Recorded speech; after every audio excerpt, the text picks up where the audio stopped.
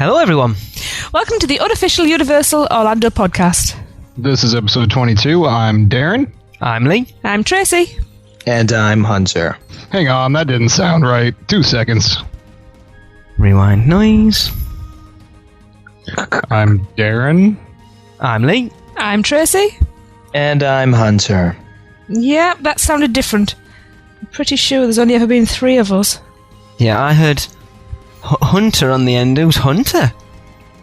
I'm hurt. I once at one point in a galaxy far, far away a long time ago did a segment called Facts Hunter. I'm renowned for beating small children and popcorn-flavored popcorn. Actually, it was bacon-flavored, but you get the point. Oh, bacon-flavored popcorn! Now I know what you're on about. Hello, Hunter! Welcome back! So if Hunter's back, does that mean that I have to go? No. We just go from being Shrek, Fiona, and Donkey to the Fantastic Four. Huh. I feel sorry for your... Who's the donkey? I think we all know who the donkey is. That'll do. I think so. In all seriousness, though, we are very glad to welcome Hunter back to the show after his hiatus. Definitely. I'm quite excited. It's cool. Oh, It's going to be one of those. it is, isn't it? It does sound cool, Hunter, you're right. And I'm quite excited about being a foursome. Who would have thought that within our first year, we'd go from just the 2 of us to the 4 of us? Okay, I'm really glad you guys invited me on the show and that I've been able to help it become as successful as we are. And I'd also like to say thanks to everyone who has left us comments about our Jaws tribute show. Unfortunately, due to a really sore throat, I couldn't be involved with the Jim Hill or Josh Ash interviews. But hopefully now we can all be involved with me steering the wagon. Oh my god, we're on a crash course. Assume the I know position. you were absolutely gutted over those, Darren, and Yeah. Yeah, I was just good in general, actually. Sure. I was in bed for like basically an entire week, so it's really good to be feeling good again and back on the show. Good. It's good to have everybody involved. It is. I'm not quite sure how it's going to go, because so far it's been kind of mental. For everyone listening, this 2-minute intro's currently been going on for 20 minutes. But you've loved every minute of it. Yeah. You'll hear more of that on the next outtake show. All right, so Lee and Tracy and Darren, they all asked me to start the news off this week, so I'm going to go on ahead and do that. So, and the biggest news to come out over the past few weeks has been the leak of what is rumored to be replacing the Amity area and the Jaws ride. So it was posted on Theme Park Insiders on New Year's Eve that they had seen plans of the expansion of the Wizarding World of Harry Potter. The plans occupied the space between the Fear Factor Live Theater and the Disaster Show building on the northwest corner of the Universal Studios Florida property. Basically, all of the land now being occupied by the Jaws attraction and the surrounding Amity Carnival games and shops. The northernmost section of the plot, almost half of the land within it, is planned for a massive show building which will house the Gringotts ride.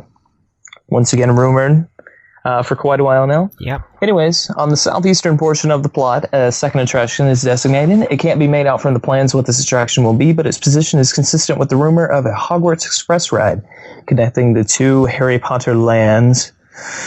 I hate that term. As the attraction points into the back of the house access road that runs straight into the rear of Sinbad Theater, where the Wizarding World of Harry Potter is expanding into the Islands of Adventure. For pedestrians in Universal Studios Florida, there appears to be a single point of entry into the new Harry Potter section, one that requires walking around a center obstacle enclosed in what would appear to be an enclosed space. This would fit with it being a secret entrance to Diagon Alley from the Harry Potter books and films. This is also what appears to be labeled an 8,900 square foot restaurant building located immediately to the left of the entrance of the land. Could this be the Leaky Cauldron? Most likely. Well, yeah, if you're entering into the land, it's got to be the Leaky Cauldron, right? Yeah. Yeah. Anyways, from the entry, there's a street that proceeds straight through the back to the rounded entrance facade of the Gringotts building. Besides the restaurant to the left, I can't tell from the plans I saw what will occupy the other space in the building along the sides of this main street, which they presume to be Diagon Alley. Let me take a breath. Now let's get to that Gringotts ride. It looks like we can expect another elaborately themed walkthrough queue tour, along the lines of what we got with Hogwarts Castle in the original Wizarding World of Harry Potter. The ride vehicles are twin, 12-person open-air cars arranged in 3 rows of 4. Each row is placed slightly higher than the row in front of it, and a stadium seating effect. This sounds similar to the seating they have on Whip Ride Rocket. That's exactly what I thought when I heard that. But the vehicles look very similar to the type that are used for Revenge of the Mummy currently. The look of the cars is very Victorian, with individual lap bars and 6 Dolby speakers per set for on-ride audio. The Gringotts ride won't be a traditional roller coaster. It appears to be a hybrid roller coaster and motion-based ride, a la Spider-Man and Transformers and those type of attractions. There are 3D projection screens throughout the ride embedded in the rockwork of the tunnel walls, creating an illusion of open space within which we'll watch battles taking place. And yes, of course, we do exit through the retail shop. As if you ever That's doubted all. it. Oh, yeah, absolutely. I'm excited to buy Gringotts box. Maybe about bags of nuts and, I want to say, bolts. Sickles and Galleons. That's it. Oh, God. Oh, yeah.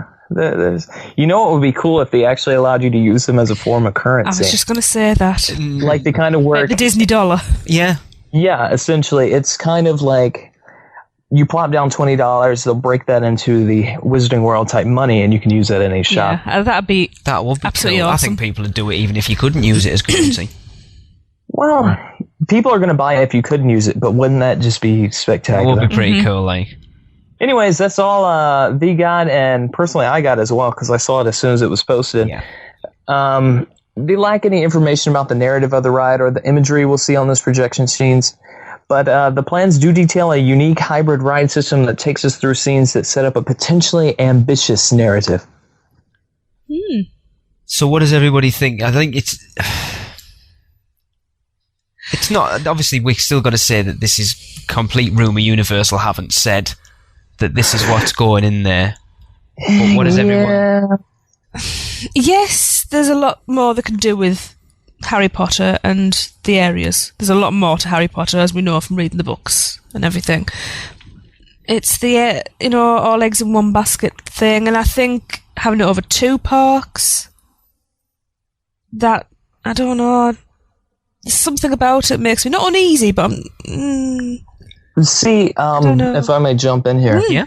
I don't view it as... I would much rather them have over 2 parks than it taking over half of 1 park. You know what I mean? Good point, yes, actually. it's a very good point. See, I'm looking at it from a parent point of view. And having kids and knowing how much tighter money is now we're taking kids over there, how are they going to work the park entrance fees? Obviously you've got 2 parks, and if you want to go between the 2... This is going to be open to debate for Of course it is. Before we get there, Darren, what do you feel? Yes. Right. I'm in the same boat as Tracy pretty much. Like, I don't know. Having it over the 2 parks, it does seem a little like they're... I mean, basically, every kid's going to want to go to see both sides of it, so they're going to want admission to both parks. So it's pretty much Universal's way of guaranteeing, I mean, if this is even true, guaranteeing that you're going to go to both parks and pay admission at both. I don't know. Sorry, what I got from this is, if they're going to do it authentic, and I think JK will put a foot down with it, they've got to close off the entrance into Hogsmeade from Islands of Adventure. Yeah. Because to do the whole thing authentically, you would have to... Obviously, the idea that what's coming, the whole Amityland is going to be London. So it's Diagon Alley, King's Cross Station. You get the train from the back area into Hogsmeade up to the castle. But then if you can get into it from Hogsmeade, you kind of defeats that. It doesn't... knowing what Jim Hill's told about how finicky she's been over the whole thing, she will want it to be as authentic as possible. So only the entrance from Universal, but then if they do that, that's going to defeat the whole object of putting that there, because they're wanting to draw people into both parks, which obviously at that point you're not. People are just going to go into Universal Studios because they know that's how to get into the Wizarding World. So it's just going to have the opposite effect of what it currently has. Well, maybe we're missing out on the big obvious point, and they're going to put a third path right in the middle, and we're going to have to pay to go to the Harry Potter theme park that is separate fees. from Islands of Adventure and Universal Studios. It wouldn't surprise me. Let's face it, the prices aren't going to go down, are they? Well, Josh They've got to even go said up. it. Josh said it when we interviewed the ex-skipper, didn't he? He said, I don't know why they just don't do a Harry Potter theme park. I know. Because from what I've heard as well, they're expanding into the rest of the Lost Continent to do Which the is they Forbidden should. Forest. Yeah. Bulldoze Jurassic Park. Yeah. I vote bulldoze that and reinstate Lost Continent. But If we get a good Jeep tour attraction, I bet you Jurassic Park could be easily revitalized. it's not going to happen. It's not, because we've got Harry Potter, but if it did, it's kind of like this amazing, spectacular phantasm of fanboyism. Yeah. But I mean, I was listening to Coaster Radio today, and they had Seth Kabursky on, the guy who did the Universal Guidebook. I was telling Tracy this before we started recording, and he was explaining about the ride a little bit more. And what he said it was, it'll be a coaster, like a family coaster, more along the lines of The Mummy. Revenge of the Mummy. Yeah. But at certain points, you'll stop and lock into a turntable. Now, that turntable will be on... It'll have sideways movement and what's it? Pitch and yaw, is it? That sounds right, yeah. So it can tilt back and forwards and side to side. That's when the projection screens will kick in for your battle scenes or whatever they are. Then you'll lock back in and carry on the roller coaster. So it's like a combined dark ride roller coaster thing. But he also said the plans that he's had a good look at, or that he saw these here, there's no mention anywhere about 3D glasses. So there's a speculation at the moment that it may be glasses less 3D. Pretty cool. Yeah. It is really cool. I have a 3DS, and if they use the technology, of course it'll be larger scale, but the 3DS's glasses-free technology works amazingly. I find with the 3DS I've had a go at a couple of them, and unless you're in that perfect spot, it can look a little weird. It can, but if you're locked on perfect, it's amazing. Because I actually have one. I own one, and it's awesome. So, yeah. But I know you were talking about how people, because it would be the two and they want to do both.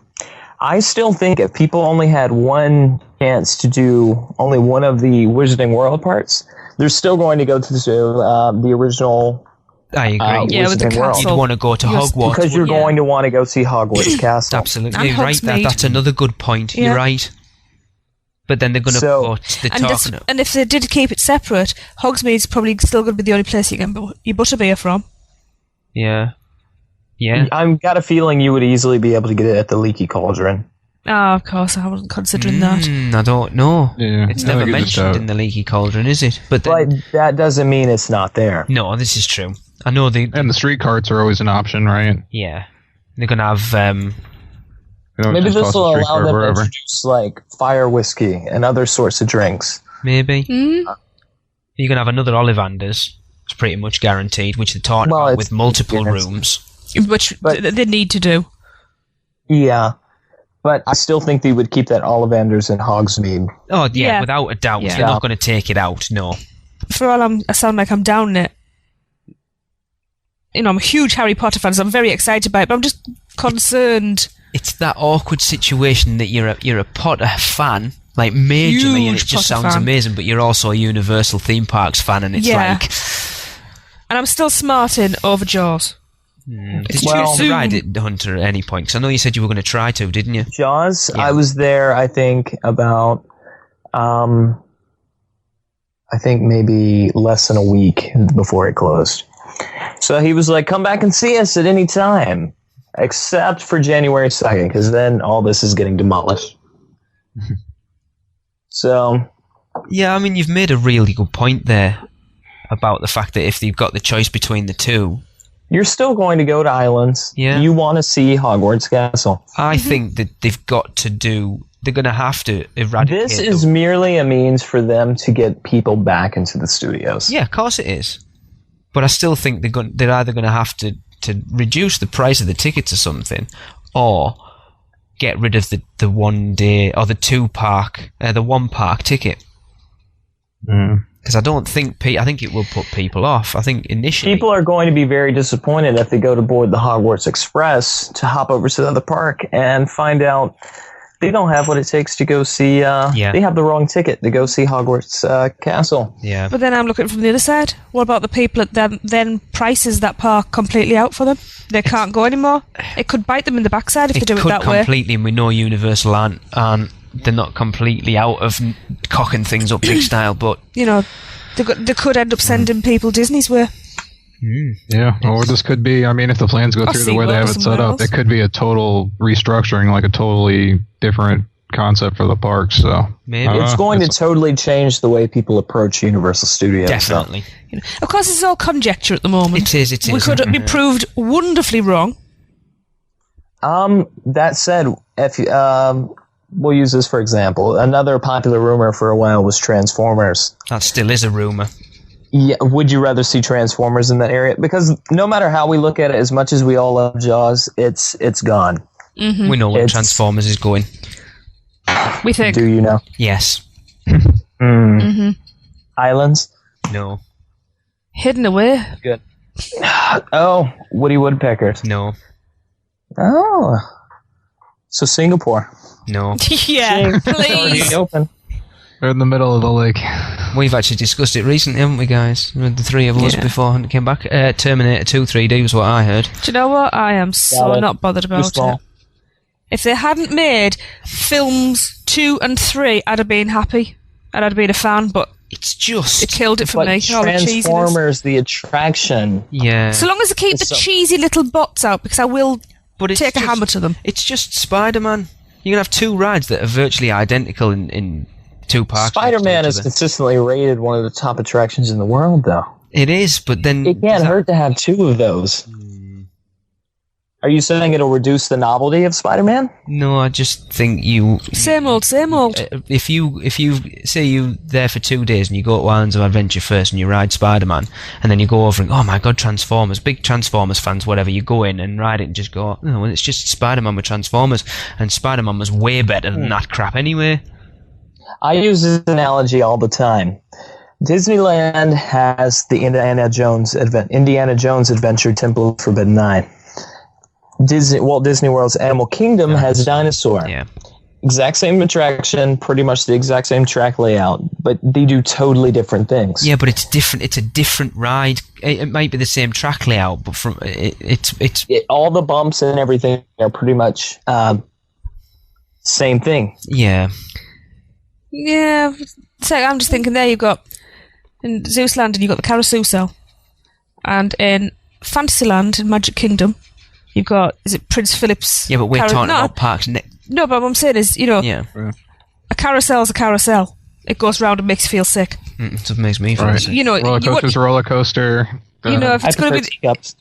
a sim's a sim, yeah. If I don't know, mix it up a bit. Be original. I mean, I know that, they're putting Transformers. It's going to be pretty cool to see Optimus Prime.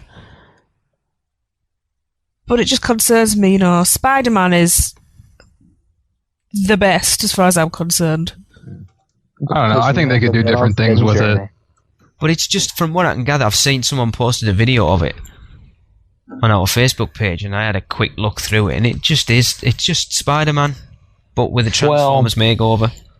Yeah. Well, I think give it some time. Let them allow them to work out all the kinks with Transformers. I mean, it might actually even come add off. full-scale audio animatronics to the attraction. That attraction could be awesome. Oh, don't get me wrong. I'd go and ride it without them. So long as they work properly. Yeah. Not like other... No, I don't want him in there. Not like other things in other parks that don't work. Disco Optimus Prime.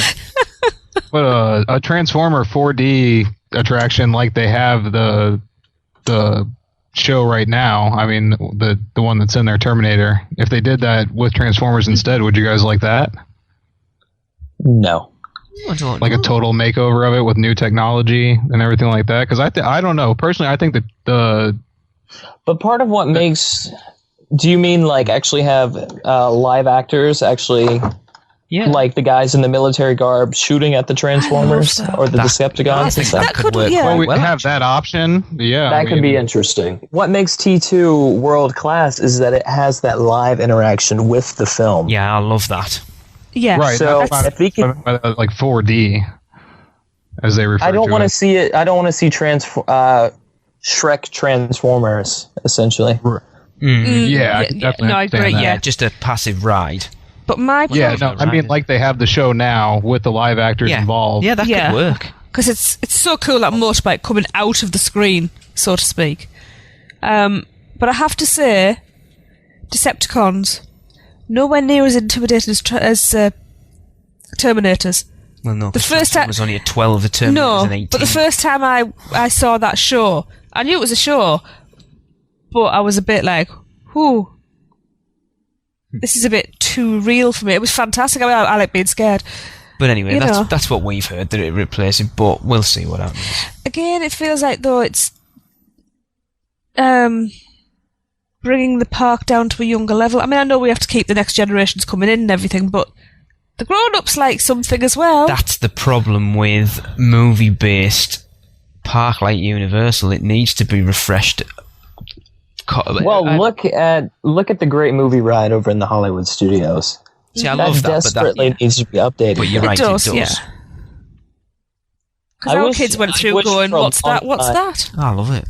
Yeah. Yeah, I wish for a long time that Universal would do an attraction like that. It's Yeah, ideal. I that'd be tell you what, great. that would fit so well in there, but they probably don't because Disney have already done it.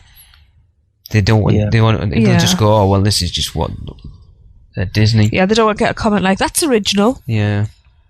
Okay. On Saturdays and select nights starting February 11th through April 14th, Universal Orlando's Mardi Gras celebration combines unparalleled theme park entertainment with an elaborate Mardi Gras parade. Dozens of colorfully costume performers, authentic New Orleans bands, delicious Cajun cuisine, and live concerts by some of today's most popular artists. Can we stop there, mate? Darren, are you planning on yeah. going? Yeah, actually, I think I am going to go this year. Not for any of the music acts in particular. Nothing We all really. suck this year. Sorry. Hunter, Yeah. will you be planning Yeah. on going? My brother is a big B.O.B. fan, so we'll probably go to see that show. Honestly, very disappointed by the lineup this year. Well, we'll get there. Yeah. Okay. Definitely. So before enjoying the live concerts, guests can experience all the fun and excitement of the Big Easy as Universal Studios Florida is transformed into a family-friendly version of New Orleans' famed Mardi Gras. The celebration includes an elaborate Mardi Gras parade where guests can dance along with street performers and collect beads by the handful. You don't even have to show anything as colorful floats wind down the street of Universal Studios. This year's parade will take guests on a journey through the Earth's different ecosystems with elaborately themed floats including bayous and swamps, rainforests, coral reefs, and the deep blue sea and polar regions. Yeah, sounds pretty neat. It does sound cool, actually. Yeah, every year the parade's handcrafted floats are built by Blaine Kern Artists, the same company that designs the floats for Mardi Gras parade in New Orleans. The heart of Mardi Gras, yeah, definitely. The heart of Mardi Gras is Universal Studios' French Quarter courtyard, where guests can groove to the soulful sounds of authentic New Orleans bands every night before the headliner concert. Since 2006, more than 20 bands have traveled straight from the Big Easy to Universal Orlando to perform blues, jazz, and Zydeco music for partygoers. That's Zydeco. You looked that up yet, Lee? I haven't yet, but at least I know how to pronounce it now. Adding to the authenticity of Universal's Mardi Gras celebration, the French Quarter also features delicious Cajun cuisine, including jambalaya, gumbo, beignets, and much more. Yeah. I've had a beignet before. I wouldn't bother. Yeah, we talked about that in the beignet. Hunter, have you incident. ever had a beignet? I like them. There's nothing to them. It's Okay. powdered sugar dusted cardboard. It's just fluff. It's gone. That's the point. Yeah. I'd rather. Some of us like cardboard with powdered sugar. All right, Gosh, so don't yeah, you ever that, It's a good diet cake. Yeah, because you don't yeah, finish that it. lineup Yes. Sorry, Darren, go we're ahead. talking about there. Sorry about that. Let's see. February 11th, we got the B-52s. No, they do Love Shack, or Yes. Yeah, Love Shack and Rock Lobster and all those. It wasn't a rock. I was hoping we might get Darren. Hunter to do Yeah, let's see if we can. Go on, Hunter. We want a clip of every song performed by every artist that's on there. Okay, so yeah, Saturday, February 11th, we got the B-52s. Saturday, February 18th, Kelly Clarkson, Lee's favorite musical act. Oh, yeah. February 19th, we got Boyz II Men. We've just got a Hollywood star on the Walk of Fame, apparently. I'm not quite sure why. Oh, yeah? I couldn't even believe they were still around. Haven't heard from them in a long time. I'm changed the name to Men to Old Men. Yeah, meant to old farts. Nice. February 25th is Diana Ross. Pretty cool. Yeah, March 3rd is, my favorite band of all time, To Be Determined. Oh, I love TBD. They're awesome. Oh, yeah. Yeah. They played with some of the greats, I'll tell you. Why isn't there seriously a band named To Be Determined? I don't know, because awesome. Hunter, we leave that to or you. TBA. I sure am. Yeah. Let's see here. So we don't know who's coming up there, but hopefully it'll be a big, awesome announcement that will make me run there, like System of a Down. Exactly. That would be cool. We'll be there as well. Yeah. Because you know who did that last year for me? 30 Seconds to Mars. All right. There's nothing like that this year. Yeah. Yeah, true. March 10th, we got Big Time Rush. Jade's favourite band. Yeah. Seriously, she loves them. Oh, dear. March 16th is J. Cole. Anybody? Don't know. No. Yep. No. March 17th, Jill Scott. My auntie. No. March 23rd, Hot Shell Ray. Chill, Ray. March 24th, the B.O.B. I've never heard of B.O.B., but obviously Hunter has. He's a very popular. He's only like 20. Oh, Bob, you mean? Bob. It's just when he said he, He's your you uncle, assumed right? B.O.B. Bob is my uncle. No, he was my dad, actually. Bob's your uncle. Anyway, go on. Hunter, who are they? Or who is he? Oh, he's only like 23 or 24, and he's like one of the biggest hip hop rap stars over here right now. He's putting out his second album this year. Okay. All right. March 30th is the Plain White Tees, who quite did like Hey There Delilah in the 90s. Not much since. That was the early 2000s. Yeah, it wasn't so- that long sorry. ago, yeah. I'm getting old, and that's Actually, a decent band. Believe it. They're not Memory's bad, going. actually. Yeah, all right. Yeah, March 31st is Prince Royce. I don't know. Nope. April 7th, Cyndi Lauper. Oh, I'd love All to right, see her. 1, 2, 3.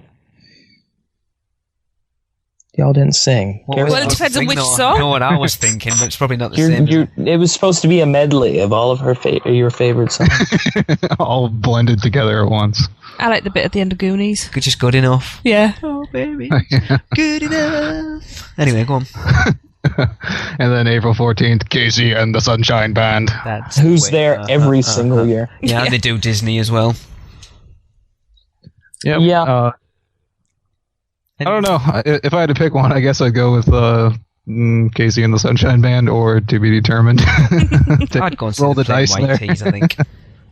I think the B-52s would be cool. They probably are quite Yeah, good to see live, actually. Yeah, Yeah. that'd be pretty. Except for their Tampa locals, so they play here like every other month. So I seem to think I've seen the B-52s. But I've seen that many There bands I wasn't can't a remember. Yes. Wasn't there anyone there that you would not rush to see, but Big like, time if you rush. were going to go and pick one, not taking Jonas's wants into I can't even think of the word. Seriously, probably either the B-52s or the Plain White Tees, because I'm a sucker for that pop rock stuff. Yeah.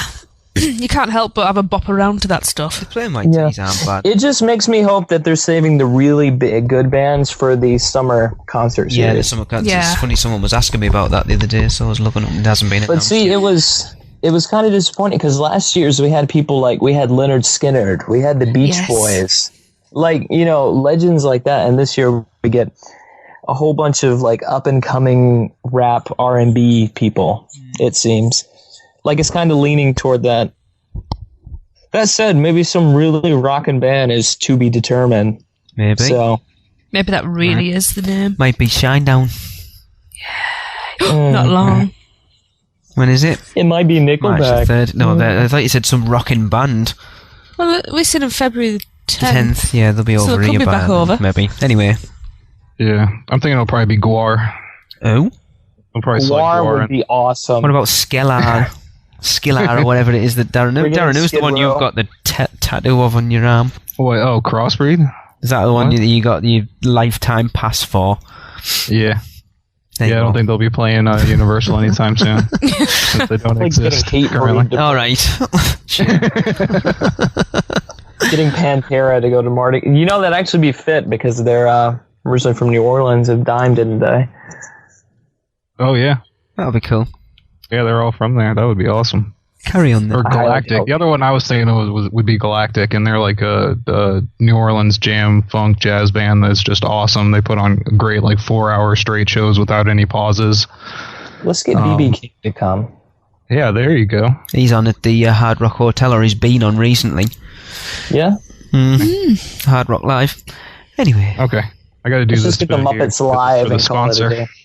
Mardi Gras is included in regular admission to Universal Studios. Guests can take advantage of this special offer, and that's the Mardi Gras Getaway. That's three-night accommodations at a Universal Partner Hotel, a 2-day base ticket to both Universal Studios and Islands of Adventure, early park admission to select attractions in Islands of Adventure, complimentary scheduled transportation from hotel to Universal Orlando Resort, and more. That starts at $249 per adult. It's tax inclusive. You can upgrade to an on-site hotel and receive complimentary Universal Express access to skip the regular lines in both theme parks. And that's a free benefit worth up to $87 per person per day. You can book these packages free of charge through our sponsors. You just head over to beourguestdestinations.com to book them. Cool. It's not a bad package again. No, not at all. I don't think it's a bad price. Nope. So it's on to this month in history. So I'll just... Yeah, I need to say that. It's not the packages aren't free of charge. It just won't cost you anything to book it through them. Yeah. I realised that I brought there. Yeah. Everything in class. So if we go to their sponsors, we can book all that for now. No, Yep. it just doesn't cost you Good to one. book it through them. Yes. True. You're getting inundated with bloody... God, all these people you've sent wanting to book packages, but they were expecting them for nothing for some reason. I don't know why that is. We said it was $249. Right. You done? Yes. Okay. Right. I'm moving on. It's this month in history, and I'm just going to plough straight on with it. So, thank you very much. On January the 31st, 1990, Universal Studios Florida's opening date was once again delayed from May the 1st, 1990 to June the 7th, 1990. On January the 3rd in 2003, Alfred Hitchcock, The Art of Making Movies closed. Moving on, January the 17th in 2008, Disaster, a major motion picture ride starring you, opened, which replaced Earthquake, the big one. I like that. That was kind of a lateral move, except for adding Christopher Walken as a major plus. I like it. I that think was a stroke of I think genius. it's a much better attraction now than it was. Wouldn't go that far. Oh, I do. I like it.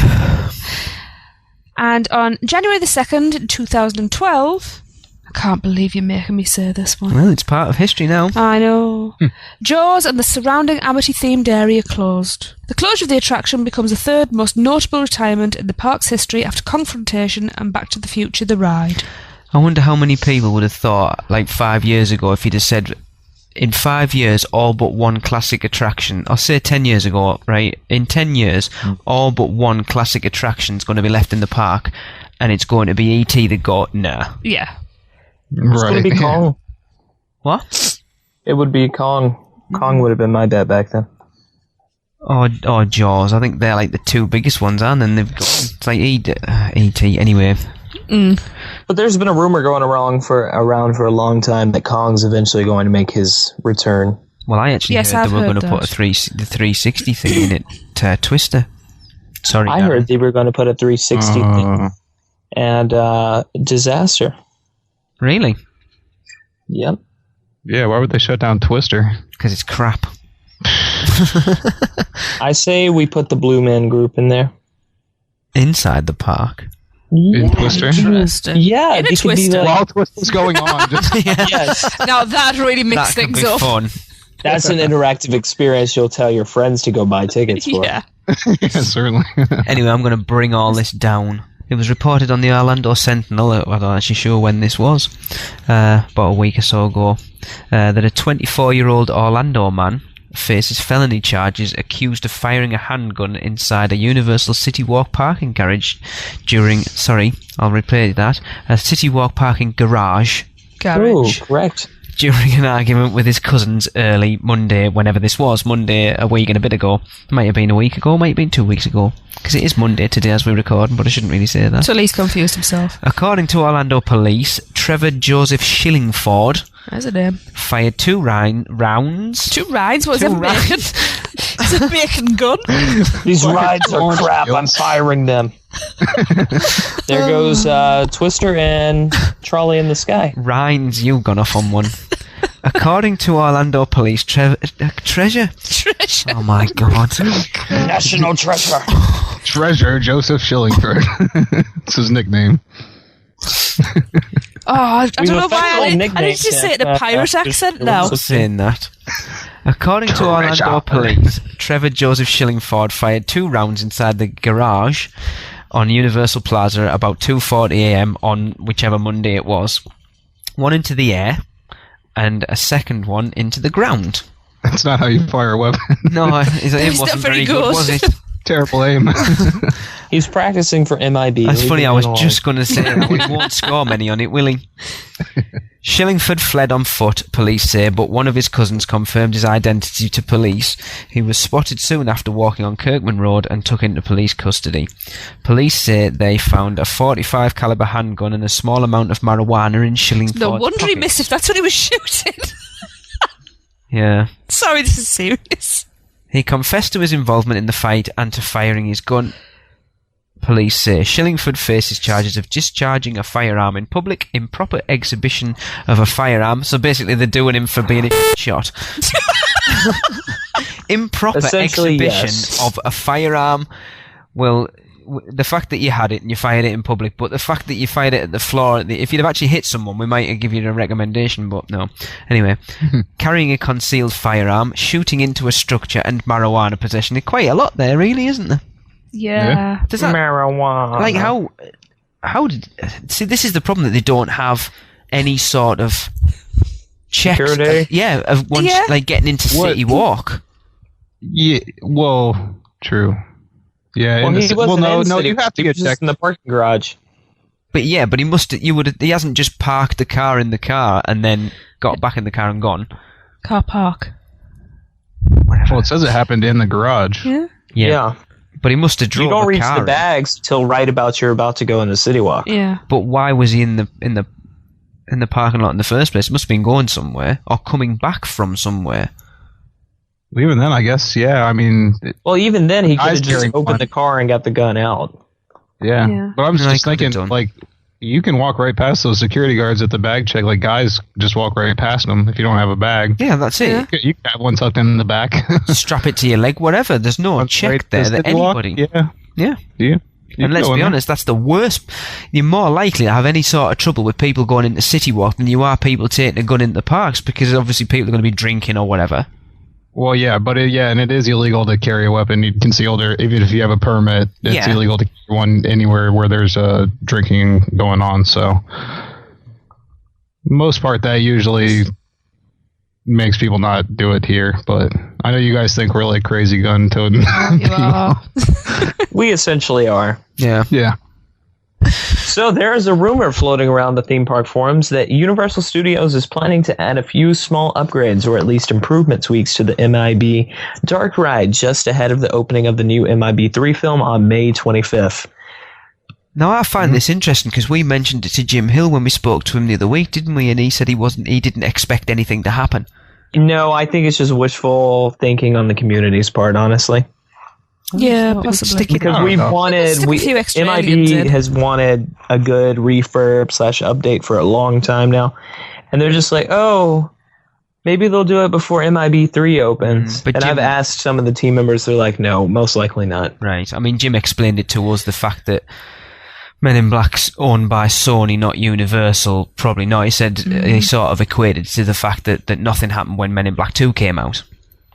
He said you probably But find still- merchandise, nothing else. MIB 2 only came out 2 or 3 years after the attraction was opened. True. Yeah, Surely so it's not pretty that much fresh. needed updated then. Yeah. What I'm It just expecting needs a good more. refreshment. Yeah, what I'm expecting more from this is like, maybe some cardboard cutouts of some of the newer characters, Yeah, or something, is strategically placed in or around the ride itself, or like maybe, yeah. Can they advertisements have for big Men in Black Z 3. marks so it'll show us where to shoot? Not that crap. They only do that at Disney. Jim said he'd probably expect merchandise more than anything else. Yeah.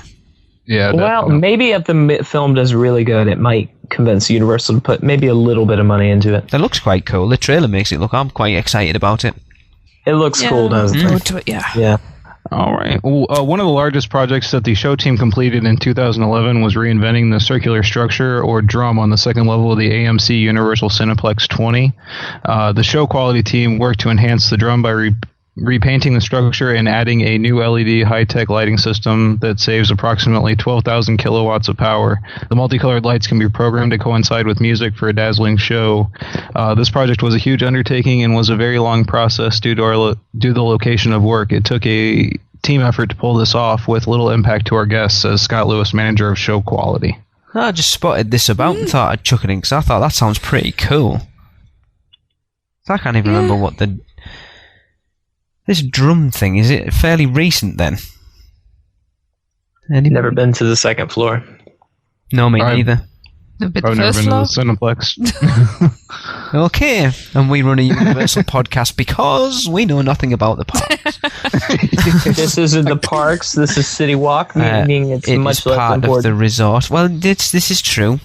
To be fair, when I go we on haven't vacation, stayed at the Portofino either. No, this is true. I'm hoping to stay at one of them next time we're over. And it's time for another Velvet session. So the Hard Rock Hotel at Universal Orlando's Velvet Sessions Lobby Concert Series kicks off in 2012 with The Fix performing their- Wait a second. Didn't they bail out last year? They did. Oh, yes. Yep, that's the group that bailed out. It was. So it may kick off in 2012 with The Fix performing their hits Are We Ourselves? Would hope so. Saved by Zero, One Thing Leads to Another, Red Skies, Secret Separation, The Fool, Deeper and Deeper, and more. Right, I've never heard of any of them. No. I like that last one. What, and more? Velvet Sessions is Hard Rock Hotel's special rock and roll cocktail party and lobby concert held the last Thursday of the month, January through October. A Velvet Sessions ticket includes free specialty drinks. That'll be Pepsi Max, or whatever they call it over there. Coca-Cola. Is that a specialty drink? No, it'll be the Coke Zero machines in the corner. Not the Coke Freestyle machines in the corner, isn't it? That's what the Hey, we have Mountain Dew over here. So do Yep. we. Yeah. And we pay through the nose for it. Exactly. And I can't I drink get it for anymore. free at work. I can't Where drink do it, the you cafe. Hey, you want to go to... I do You want can't to say go. the name of the place he works on the show. Can we not? Oh, Probably not. Might listen to this. Nacho Ding. There you go. Hunter works at Nacho, Ding. Ding your nacho in a minute. Actually, Nacho Ding Promises, somewhere I've always promises. wanted to go. I'm not sure why. Sounds like a Mexican wrestler. Get on with it. Nacho Ding. What kind of sauce do you come in? Blood. I done? Yeah. Good. A Velvet Sessions ticket includes free specialty drinks, finger foods, gross, and warm-up tunes from 6:30 p.m. until showtime, cash bars and live band from showtime onward, and complimentary valet parking. So I'm just looking for where the asterisk There goes isn't to. one. Asterisk? Yeah, You said asterisk. The obelisk. asterisk. Shut your hole. Get on with it. Velvet Sessions is a 21 and older event. Sorry, Hunter. So, Why? What are you sorry for? Oh, right, I see, because he's only 19, Such a isn't he? show. what? Oh, go back to sleep. So this event is Thursday, January 26th, 2012 at 6:30 p.m. The Velvet Sessions tickets are $29 online or $35 at the door. Limited VIP tickets are $50 online only and include all the benefits of a regular Velvet Sessions ticket, plus access to a special viewing area with a private bar. Now, through Wednesday, February 22nd, 2012, a Sessions season pass can be purchased to attend all 10 Velvet Sessions in 2012. but no list. That's pretty yet. cool. That is pretty It cool, is, that's actually. not bad. So, yep, again, to purchase tickets and for more information, log on to www.velvetsessions.com or call 407-503-2401. Sure will. And that's about it for the news. Thank you for joining us. Yes. And we're out of there. It's time for my Things Dads Don't Think About segment, and this time we're discussing what to do if you lose a child in your care. Now, this is quite an important one. First of all, don't panic. Grab the nearest park attendant or go into the nearest shop and ask for help. In a crowded park, it only takes a few seconds for a child to wander away and disappear from view, and it happens, so don't beat yourself up. You've got to keep your head. There's a Lost Children station at the port of entry in the Islands of Adventure, and in Universal Studios it's situated at guest services at the right side just under the main entrance. It's advisable to attach contact information to children under 7, whether it's a slip of paper in a pocket or trainer, or written on a label in a t-shirt. If children in your care are old enough to understand, either explain to them the importance of telling the nearest park attendant that they are lost, or arrange a visible spot to head for, but of course this depends on their age and understanding. It's easy to say keep a beady eye on them, but as I said, it only takes a second, and we all get distracted in these places, but the staff are well trained for these situations, and if they find a lost child, they'll do their utmost to locate the parent or carer in the locality before taking them to the lost children area. Just remember, select the right child before you leave, and one more thing, no squeezing in a ride or 10 before claiming your child back. And that'll bring us to the end of episode 22. Yep, so that's it. Our next show will be out on the 3rd of March, so sweet dreams, Internet. And ta-ta from me. See you guys, I'm off some tea and crumpets. And remember, live the adventure! Cut, print, that's a wrap for another episode of the unofficial Universal Orlando podcast. Never miss a show by subscribing on Apple Podcasts and leave us a rating and review while you're there. Not an Apple user? You can listen on Stitcher, Spotify, YouTube, iHeartRadio, or your podcatcher of choice. Email us any questions or comments to podcast@uuopodcast.com. Follow us on Facebook, Twitter, Google+, YouTube, Instagram, and Pinterest. Just search UUO Podcast. Keep up with the latest news, rumors, and updates on our blog at uuopodcast.com. Thanks for listening. See you next week.